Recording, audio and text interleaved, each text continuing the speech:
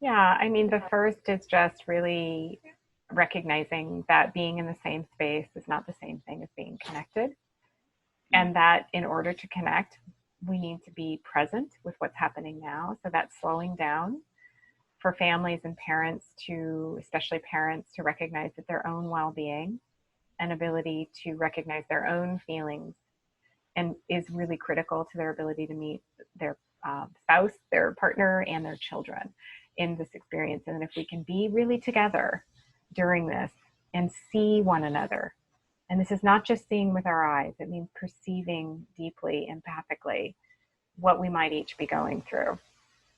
Having enough trust to access that information and share it, even through playful means like, you know, tell me something that scares you that you are afraid to tell me, but tell me anyway. You know, kind of fun ways that we won't need to stay safe with each other as well. And that means kind of building commitments about structures and routines that we might have together if we're in the same place right now for long periods of time, and keeping those commitments or otherwise changing them intentionally so that we build trust and come out the other side of this, perhaps with more strong family, protective family routines and habits and more trust as a family, but to definitely also avoid actions and responses that frighten or hurt each other, and to realize that our small emotional responses where we might be annoyed or afraid ourselves, but it comes out as a meanness, is actually very impactful, and that we can continue to work to recognize when that happens and to restore safety by coming back to connection,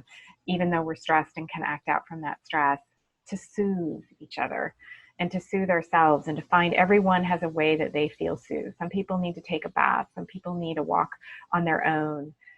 Some people need a hug. I think if you're in a house at this point for this long together, you probably can hug each other, I think, right?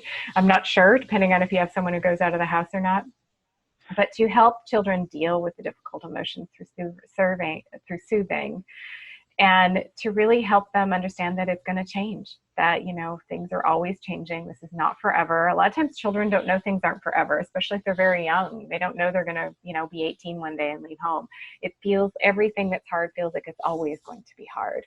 And so to make sure that we let people know, children know, and ourselves know that this will change, and how can we relate to it now in the most empowered way possible.